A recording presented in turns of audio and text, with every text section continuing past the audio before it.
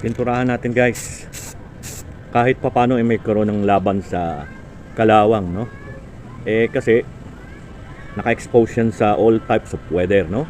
We're going to use this one whether sunny day or rainy days. So, lagyan natin ng konting protection. Hazardous talaga yung no? Pintura, no? Anyway, pagkayari nito guys, papatungan natin ng top clear sa yung gulong ng pintura. I-coat natin siya ng colorless. Thanks for watching. See you on my next video. Rock and roll. For those who are not yet following Kuya Daniel, this is the right time to press the follow button para marami na tayo. Rock and roll.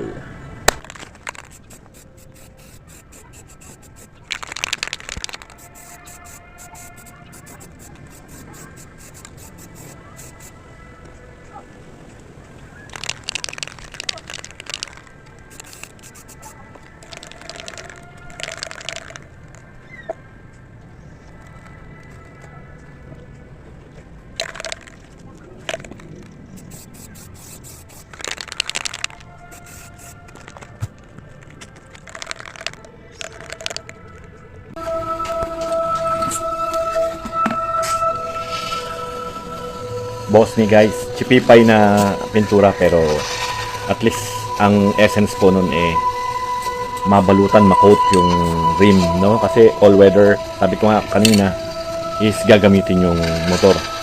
Kasi po yung may nakasabit doon na kolong-kolong, no? Cargo crate, no? Cargo pang mga product kung ano-ano pwedeng ikarga, no? Pag may markila ng bangko, doon sinasalpak. Pag bumibili ng santambak na kung ano, doon nilalagay. Pambuat-buat siya. So yun na nga guys, samahan nyo ako. Itatop coat na namin ni Rogue yung rim. Yung rim na yun guys bago, kaya lang mas mainam na balutan na natin ng pintura. Saka mainam na yun kaysa sa wala. Alam nyo na dito sa Bataan, malapit po kami sa dagat. Exposed po to sa kahit papano, dala-dala ng hangin, yung tubig alat. Kaya madali po, kung mapapansin nyo, madali pong kalawangin yung mga bakal na naka-expose ng walang pintura. So, sana kapulutan nyo lang po ng konting opinion at itama nyo rin po ako kung mali. So, tara guys, samahan nyo ako. Ito guys, spray natin bagong bukas pa. Tanggalin muna natin yung ano. Ay, tumabi ka nak, may tricycle. Nasa tabing daan kasi kami guys kasi tabing daan tong bahay namin. Kaya, dito nak, eto medyo maluwag. Tsaka, eto direct exposure na to sa under the ambient temperature, no? Mataas ang sinag ng araw.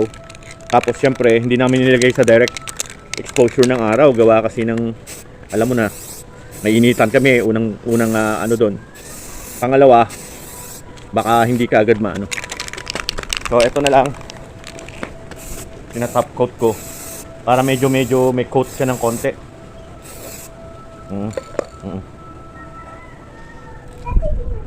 Wait a minute, nalayo ka, mahazardous to nak. Bawal to sa mga bata. Yan? Ayan, madali naman ho siya matuyo guys. Mga 5 to 10 minutes, ayos na. Then after that, i-coat na natin ng second time around.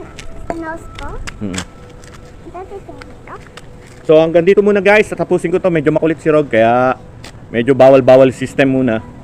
Cheers! See you by then! Rock and roll!